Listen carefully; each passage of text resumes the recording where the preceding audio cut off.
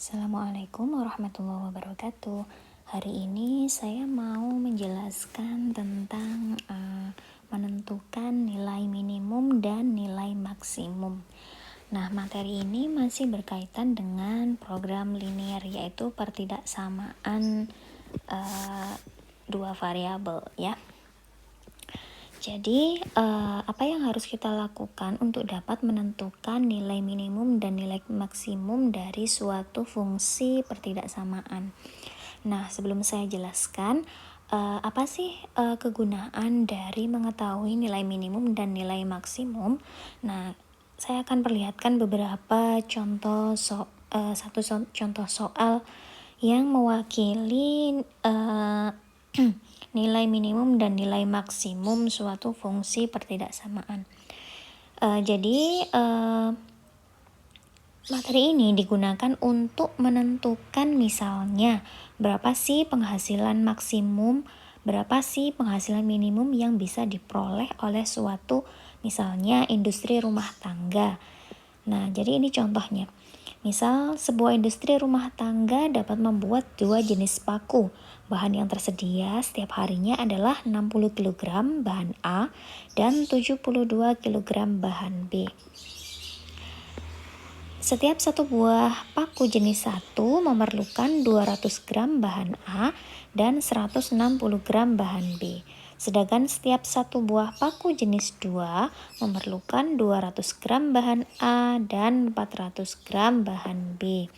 Jika paku jenis 1 dijual dengan harga 400 per buah dan paku B dijual dengan harga 350 per buah. Jadi berapa sih banyak paku yang harus dibuat setiap hari agar penghasilan industri rumah tangga tersebut maksimum? Nah, ini adalah salah satu contoh aplikasi dari mencari nilai minimum dan maksimum dari sebuah pertidaksamaan. Nah, saya jelaskan dulu ya teorinya. Jadi, untuk menentukan nilai minimum dan nilai maksimum, kita ada 3 langkah, yaitu yang pertama adalah membuat grafik dan menentukan DHP dari pertidaksamaan tersebut. Jadi misalnya kayak gini, saya punya sebuah pertidaksamaan. Anggap saja pertidaksamaan itu garisnya seperti ini, yang merah itu ya. Biasanya pertidaksamaan linear itu kebanyakan garisnya berada di kuadran 1. Nah, misalnya di garis merah itu adalah grafik dari pertidaksamaannya. Kemudian kita harus menentukan DHP-nya. Nah, DHP itu kita bisa menentukan kalau dia tanda dari pertidaksamaan itu adalah lebih dari, maka DHP-nya ada di sebelah atas garis atau di sebelah kanannya garis merah. Tetapi kalau tanda dari pertidaksamaan itu adalah kurang dari sama dengan, maka DHP-nya ada di sebelah bawah garis atau grafik, atau di sebelah kirinya garis atau grafik. Gitu ya. Yang kedua adalah membuat garis selidik dari fungsi tujuan. Nah, kita harus tahu dulu fungsi tujuannya seperti apa. Saya misalkan fungsi tujuannya adalah f x, y sama dengan x plus y. Nah, maka x plus y ini kita gambar terlebih dahulu, yaitu sebagai garis selidik. Ini saya misalkan ya. Misalkan garis selidiknya ketemunya kemiringannya sekian. Nah, jadi kita harus buat dulu fungsi tujuannya. Yang ketiga adalah menggeser garis selidik tanpa mengubah kemiringannya. Nah, setelah kita misalnya ya sudah tahu nih grafik pertidaksamaannya. Oke, saya tulis dulu, misalnya saya punya grafik pertidaksamaan yang memotong ya. Nah, potongan dari grafik pertidaksamaan itu misalnya membentuk suatu segitiga misalnya.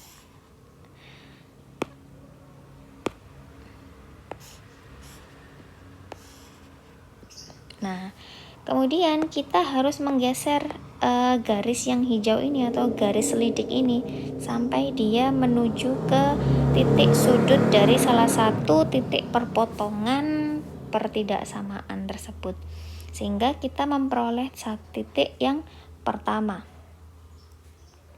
Titik yang pertama misalnya ada di sini. Nah, kemudian kita geser lagi ya garis dari ini, garis yang hijau ini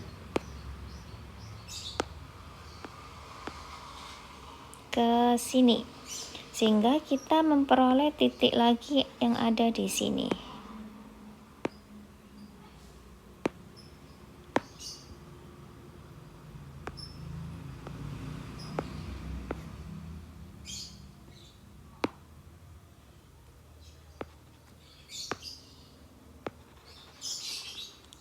Kemudian kita geser lagi sehingga kita punya titik lagi di sebelah sini. Tadi yang pertama di sini ya. Nah, ketiga titik ini kita bisa menentukan itu titik apa sih gitu ya. Jadi, titik yang sebelah sini adalah titik yang paling jauh dari titik 0,0 ya. Jadi titik 0,0 itu ada di pojok kiri bawah ini. Nah, titik yang ini disebut sebagai titik maksimumnya. Kenapa? Karena dia berada paling jauh dari titik 0,0. Sementara titik yang paling dekat yang ini disebut sebagai titik minimumnya. Nah, titik minimum ini karena dia paling dekat dengan titik 0,0. Nah, dari titik maksimum dan titik minimum ini kita bisa menentukan berapa sih nanti nilai dari nilai maksimum dan nilai minimumnya.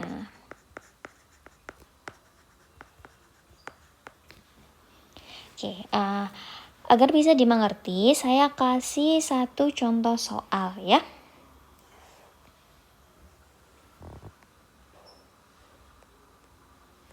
Oke, jadi contohnya misalnya, berapa nilai maksimum dan minimum suatu fungsi f x, y sama dengan x plus y yang memenuhi sistem pertidaksamaan 2x plus 3y kurang dari sama dengan 12, 2x plus y lebih besar sama dengan 6, x lebih besar sama dengan 0, dan y lebih besar sama dengan 1. Nah, apa yang harus kita lakukan terlebih dahulu? Yaitu yang pertama kita harus membuat grafik atau garis persamaannya terlebih dahulu.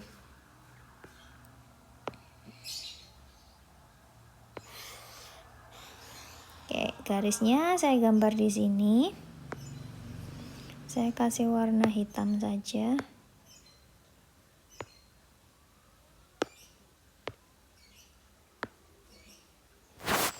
Oke.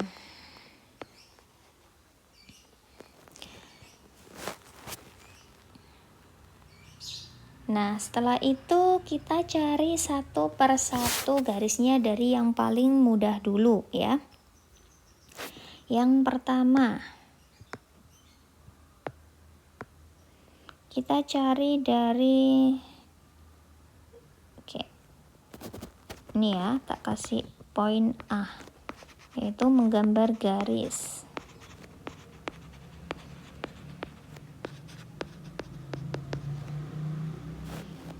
Nah, yang pertama adalah yang ini, yang nomor pertama, yang paling mudah dulu kita selesaikan.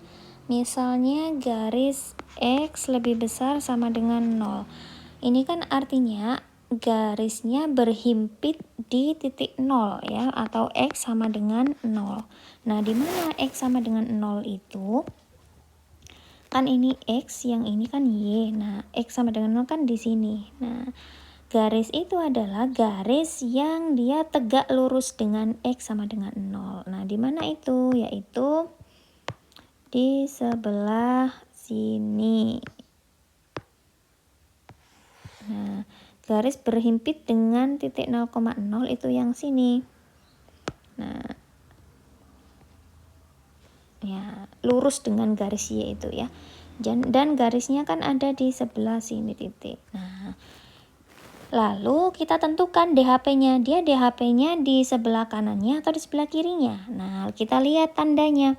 Karena dia tandanya adalah lebih besar sama dengan, maka DHP-nya ada di sebelah kanan dari garis itu ya. DHP di sebelah kanan. Nah, untuk mengerjakan soal yang seperti ini, kita harus mengarsir DHP-nya. Nah, agar lebih mudah, kita arsir daerah yang bukan DHP-nya. Biar nanti kelihatan yang DHP berarti yang kosong, yang tidak ada arsirannya ya. Jadi, kita arsir yang bukan DHP-nya ya. Nah, karena DHP-nya ada di sebelah kanan, berarti yang bukan DHP ada di sebelah kiri. Nah, berarti yang ini adalah bukan DHP-nya. Kita arsir di sebelah kirinya garis. Oke, garis yang pertama kita sudah tahu. Sekarang garis yang kedua. Yang paling mudah dulu, Y sama lebih besar sama dengan 1. Y lebih besar sama dengan 1, itu kan artinya garisnya berhimpit di Y sama dengan 1. Nah, ini karena dia tandanya lebih besar sama dengan ya, kita tulis dulu deh, Y lebih besar sama dengan 1, berarti Y sama dengan 1 ada di sini. Nah, ini Y sama dengan 1 ada di sini ya. Nah, titiknya di sini. Nah, garisnya berarti yang tegak lurus. Nah, tegak lurus yang mana? Yaitu yang ini. Nah, ini adalah garis Y sama dengan 1. Oke, saya luruskan dulu ya. Nah, sekarang DHP-nya yang mana? DHP-nya adalah lebih besar sama dengan, sehingga dia DHP-nya ada di kanan atau atas ya, karena dia garisnya mendatar ya. Jadi karena DHP-nya ada di atas, berarti yang bukan DHP berarti yang bagian bawahnya, karena kita tadi sepakat mau mengarsir yang bukan DHP-nya biar nanti kelihatan DHP-nya itu yang kosong gitu ya. Oke, selanjutnya adalah yang nomor 3. Kita bikin dulu garis yang apa dulu nih? Oke, yang ini 2x plus 3y kurang dari sama dengan 12. Oke. Nah, berarti kita harus tahu nih titik y-nya di mana, titik x-nya di mana gitu ya. Nah, caranya adalah kita mau cari titik potong di x-nya. Kalau mencari titik potong di X, maka harus abaikan 3Y-nya. Nah, sehingga kita tulis dulu nih. Misalnya kalau kita abaikan 3Y berarti kan gini. 2X plus 3Y sama dengan 12. Kita abaikan 3Y-nya dulu. Berarti 2x sama dengan 12. Jadi x-nya sama dengan 12 per 2, yaitu x sama dengan 6. Sehingga kita ketemu x-nya berada di titik 6 ya. Sekarang kalau kita mau cari titik potong di Y, berarti harus abaikan yang 2x. Nah, jadi 2x plus 3y sama dengan 12, kita abaikan dulu yang 2x-nya, sehingga 3y sama dengan 12. Y sama dengan 12 dibagi 3 berarti 4. Nah, sekarang kita tahu bahwa ini X-nya ada di 6 dan Y-nya ada di angka 4. Kita cari titiknya ya. Oke, X sama dengan 6. 6 itu berarti di sini ya. Ini 1, ini 2, ini 3, ini 4, ini 5. Oke, kurang panjang, bentar ya. Tak panjangin garisnya dulu.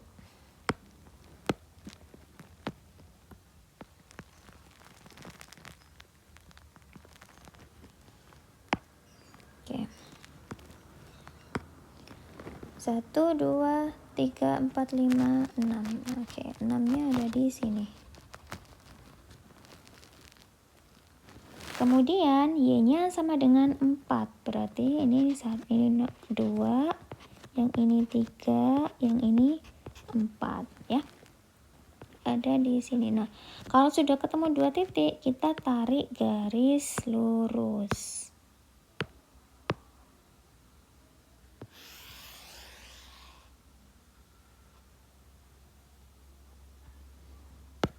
Oke, saya luruskan dulu. Oke, sekarang kita tentukan dia DHP-nya ada di mana. Nah, ingat, kalau dia kurang dari sama dengan, DHP-nya ada di sebelah kiri ya, atau di sebelah bawah dari garis. Kita arsir kebalikannya, yaitu karena DHP-nya ada di sebelah kiri garis ya, kan DHP-nya harusnya ada di sini ya. Nah, karena kita arsir yang bukan DHP, berarti kita arsir yang sebelah kebalikannya. Nah, kita arsir yang sebelah sini.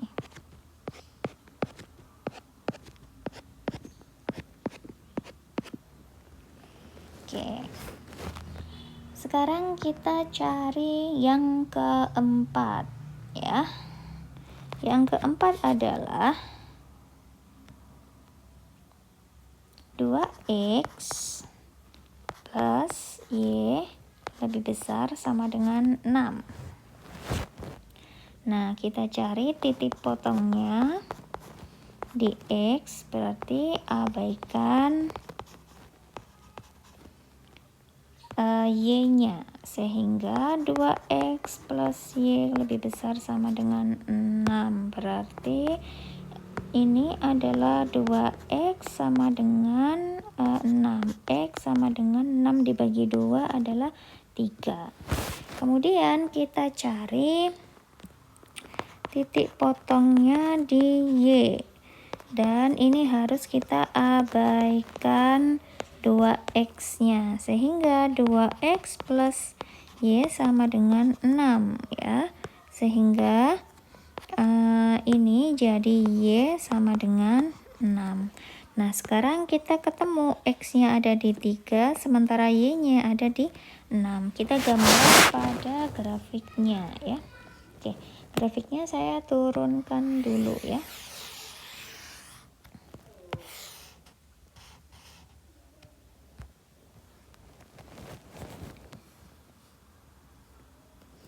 Oke. X ada di 3, berarti dia ada di 1, 2, 3. Nah, ada di sini ya. Kemudian Y-nya ada di 6. Oke, saya panjangkan dulu grafiknya.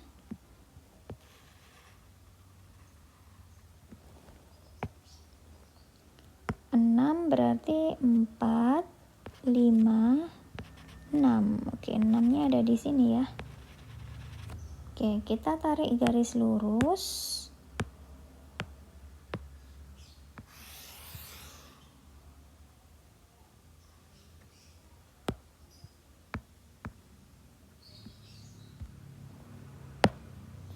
Oke, sekarang kita tentukan dia DHP-nya ada di sebelah mana. Karena tandanya lebih besar dari, jadi dia DHP-nya ada di sebelah kanan ya. Nah, karena DHP-nya ada di kanan, kita arsir kebalikannya. Nah, kita arsir yang sebelah kirinya gitu ya. Nah, dari garis ini. Oke. Sekarang sudah lengkap semua garisnya. Kita lihat bahwa kita sekarang sudah nemu DHP dari keempat persamaan ini, yaitu yang mana? DHP-nya yaitu yang bolong yang tengah. Oke, saya arsir yang warna hijau ya. Jadi yang ini, nah ini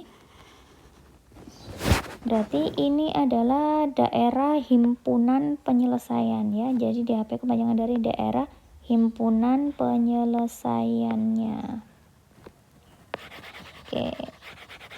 Karena kan tadi kita ngarsirnya yang lawannya ya. Nah, berarti yang kosong ini adalah yang DHP-nya. Oke, saya arsir dulu yang rapi. Oke, cukup. Nah, sekarang kita tahu bahwa keempat persamaan ini kan memotong sehingga membentuk titik potong dari garis-garis tersebut. Nah, sekarang kita harus tahu nih berapa fungsi tujuannya. Ya.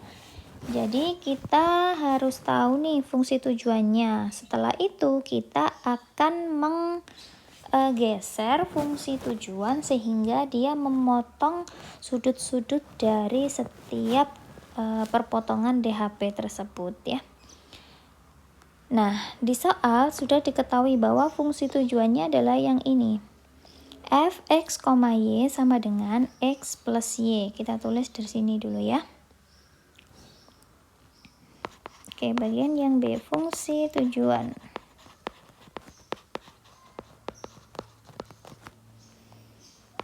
Fx, y sama dengan x plus y.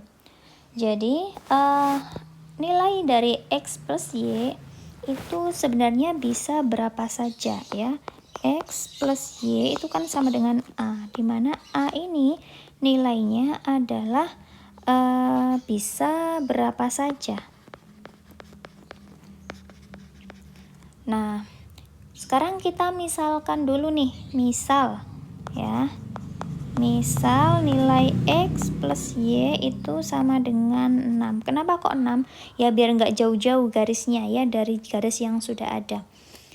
Nah, nilai X plus Y ini harus kita geser-geser dulu. Nah, kita gambar dulu nih garis X plus Y sama dengan 6 itu seperti apa. Oke, saya geser dulu garis-garisnya ini biar terlihat.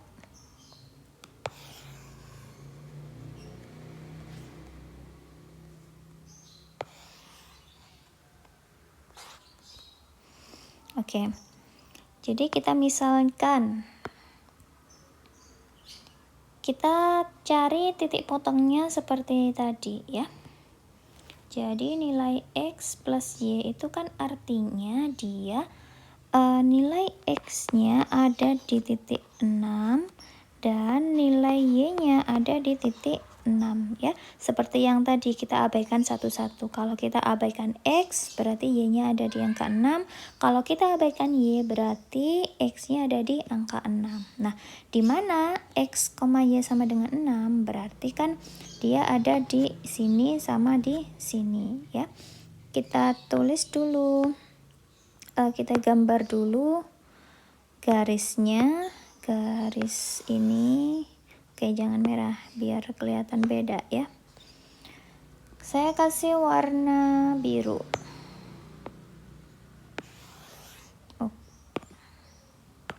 Sebentar.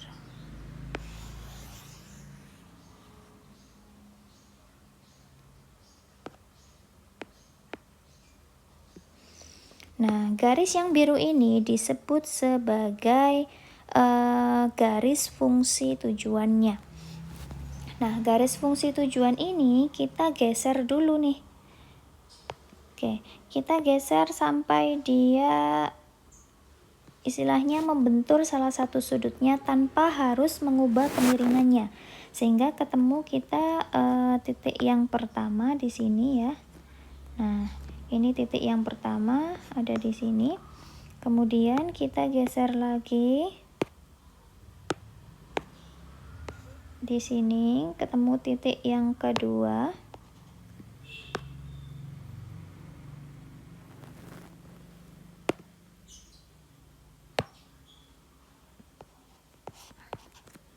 Kemudian kita geser lagi yang ini sehingga kita ketemu titik yang ketiga. Nah, jadi titik-titik ini adalah titik-titik yang bisa kita identifikasi. Yang pertama, titik yang paling dekat dengan 0,0 di sini disebut sebagai titik minimumnya. Sementara titik yang paling jauh di sini disebut sebagai titik maksimumnya, ya. Oke. Saya singkirkan dulu garis yang ini biar kita mudah. Oke, selanjutnya kita akan identifikasi titik minimumnya itu berada di perpotongan garis apa dan apa, gitu ya. Oke, kita tulis satu persatu terlebih dahulu ya. Ingat garis yang ini tadi ya, garis yang pertama ini adalah garis Y lebih besar sama dengan 1 ya. Kemudian garis yang ini yang tegak lurus dengan Y ini adalah garis X lebih besar sama dengan 0. Nah, untuk yang garis yang ini 3 dan 6 ini adalah garis, nah yang ini 3 dan 6, ini garis 2X plus Y lebih besar sama dengan 6 ya. Jadi untuk selanjutnya yang garis yang ini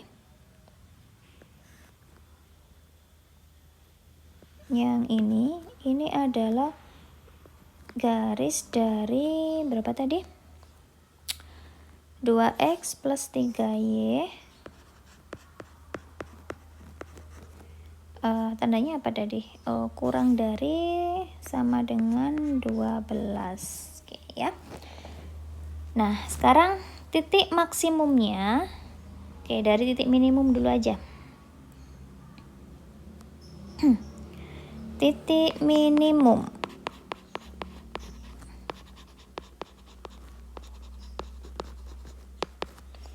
Nah, titik minimum adalah yaitu perpotongan antara garis Y dan 2X plus Y sama dengan 6 atau lebih besar sama dengan 6. Nah, perhatikan titik ini ya, titik yang ini. Nah, itu kan perpotongan antara garis yang ini dengan garis yang ini.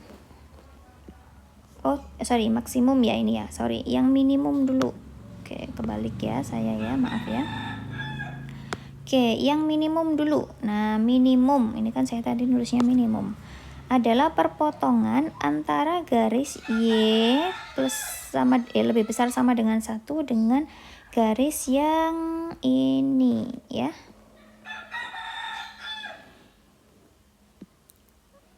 Yang ini garisnya ya, titik minimumnya yang ini. Garisnya adalah yang ini gitu ya. Oke, jadi kan perpotongannya ada di sini nih. Nah, ini perpotongannya ini. Ya, saya perjelas, perpotongannya kan ada di sini ya. Ini titik perpotongannya di sini. Ini kan yang motong garis Y lebih besar sama dengan 1 dengan 2X plus Y lebih besar sama dengan 6. Jadi karena dia perpotongan antara Y lebih besar sama dengan 1 dan 2X plus Y lebih besar sama dengan 6, maka kita harus substitusikan ya. Kita kan tahu ya, berarti Y itu sama dengan 1. Jadi kalau 2X plus Y lebih besar sama dengan 6, itu kan artinya 2X plus Y-nya kan 1 sama dengan 6. Sehingga 2X sama dengan 6 min 1. Berarti X sama dengan 6 kurangi 1 kan 5. 5 dibagi 2, sehingga X sama dengan 2,5. Jadi artinya apa? titik itu ya, titik minimum berada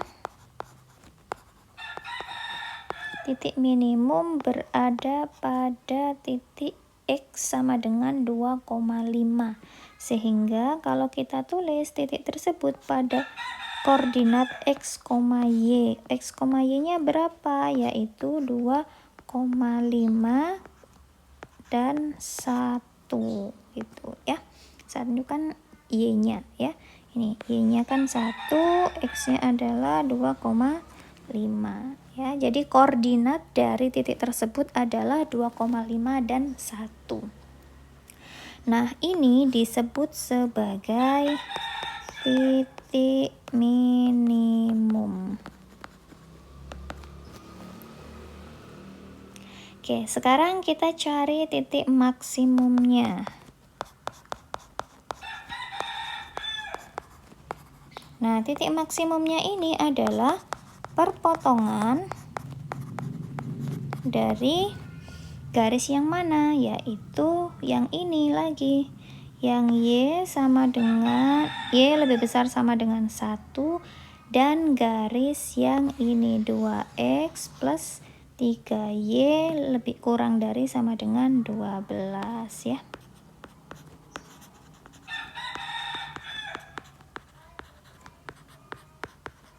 Nah, untuk cari itu kita harus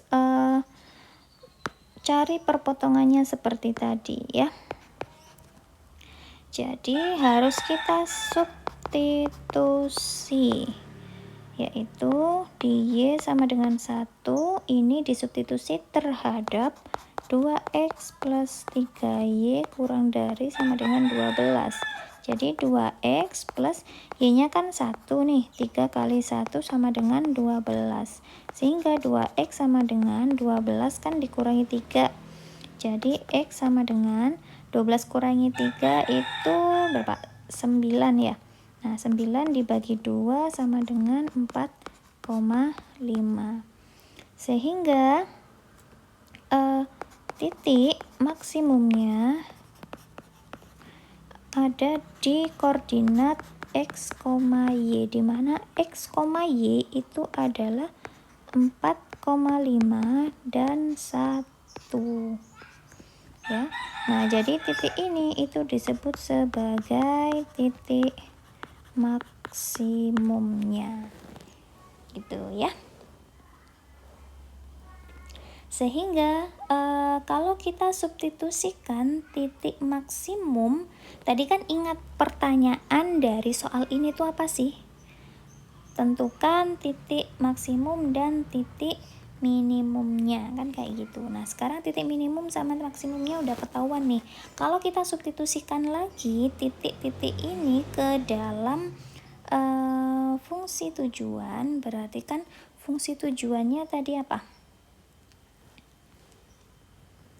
Yaitu f x, y sama dengan x plus y. Nah, di mana X plus Y itu adalah X-nya 4,5 ditambah Y-nya adalah 1.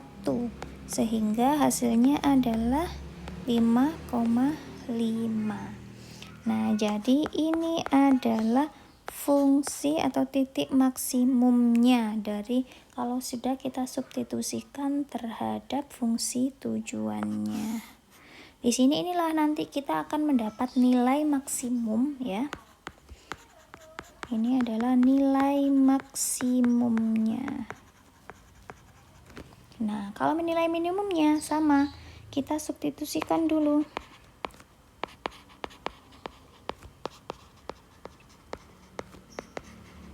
Tujuannya tadi berapa? F x, y sama dengan X plus Y sama dengan 2,5 ditambah 1 sama dengan 3,5. Jadi ini disebut sebagai nilai minimumnya. Nah, nilai minimum dan nilai maksimum inilah yang dicari di jawaban ini. Dimana kalau kita aplikasikan dalam soal, nilai maksimum dan minimum ini bisa berupa misalnya seperti contoh soal yang sudah saya sebutkan tadi, berapa penghasilan maksimum yang bisa kita peroleh. Nah, itu adalah nilai maksimum ini. Atau berapa penghasilan minimum yang bisa diperoleh suatu industri. Nah, itu adalah nilai dari nilai minimum ini. Oke, terima kasih sudah menyimak sampai akhir. Wassalamualaikum warahmatullahi wabarakatuh.